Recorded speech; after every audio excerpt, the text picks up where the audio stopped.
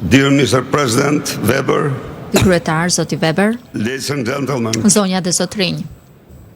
first I would like to thank Së you pari dëshiroj t'ju falenderoj Zoti Kryetar and the presidency of EPP dhe kryetarin e PPS për mbështetjen Democratic që Party i ka dhënë Partisë Demokratike të Shqipërisë very helpful resolution me zgjidhjen in supporting ndihmuese his just causes. në mbështetje të një kauze të drejtë. Shfrytëzoj rastin të falenderoj gjithashtu edhe kryetarin e IDU-s, zotin Stephen Harper, presidentin e kryetarin e CDI-s për të njëjtën mbështetje që kanë treguar dhe Partisë Demokratike dhe kauzës së saj.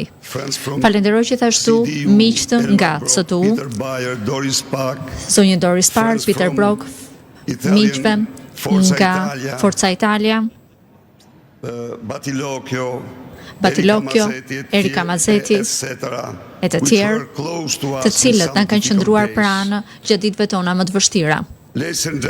Zonja dhe zotërinj, Shqipëria sot është i pari dhe i vetmi narkoshtet në Europë, ku të gjitha pushtetet ndodhen në duar të një njeriu të vetëm.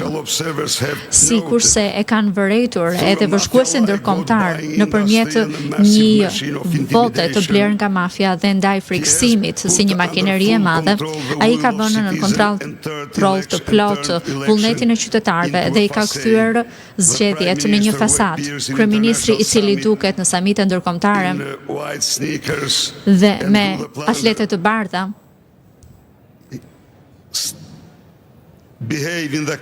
sillet brenda vendit si një diktator i vërtet. Ai kontrollon të gjithë ekonominë e vendit, ai kontrollon median tërësisht dhe ai bllokoi TikTokun në mënyrë që vendi ynë të jetë njësoj si Kabuli dhe Teherani.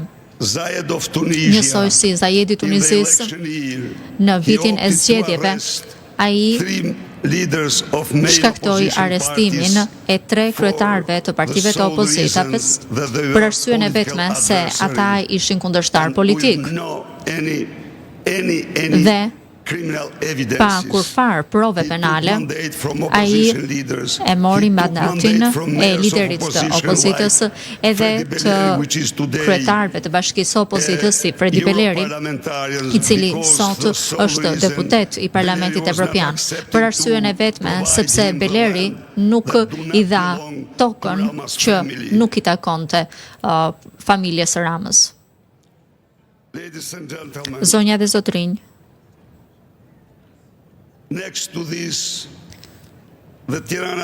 përveç këtyre, narkodiktatori i Tiranës i dha rishfet shefit të kundër inteligjencës McGonigal për të punuar kundër opozitës shqiptare. Ai i siguroi atij $225,000, por ju siguroi se nuk ishte i vetmi i cili mori rishfet për të punuar kundër opozitës. Dokumente me mira dokumente nga vendet partnere vërtetojnë sot se shteti dhe krimi janë një kompani e përbashkët në vendin tim.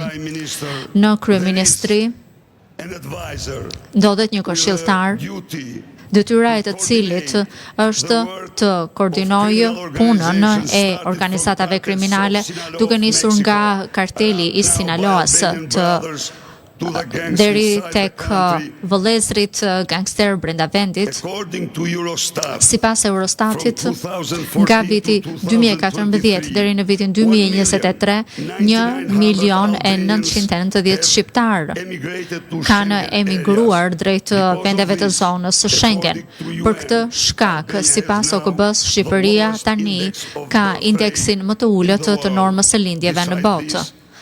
Përveç kësaj, vendi është një prej eksportuesve kryesor të krimit në Evropë. Më 11 maj, në zgjedhjet e përgjithshme parlamentare do të zhvillohen. Në këto zgjedhje, përveç këtyre që u përmendën më lart, ai ka bllokuar edhe debatin televiziv, ka shpërndarë 100.000 euro si dhuratë për 80.000 pensionistë dhe ka dhënë me qindra licenca për plantacionet e kanabisit për të marrë votën. e ka kthyer narkoshtetin në një makineri të zgjedhjeve, por në një diktaturë alternativa e vetme është të mos heqim dorë, të luftojmë për rrëzimin e kësaj diktature. Me ndihmën tuaj të dashur miq, unë ju siguroj se Partia Demokratike e Shqipërisë, e cila rrëzoi para 32 vitesh diktaturën më staliniste të Evropës, do të rrëzojë gjithashtu edhe diktaturën e parë të narkoshtetit dhe të vetmen në Evropë, atë të Edi Ramës. Ju falemnderit.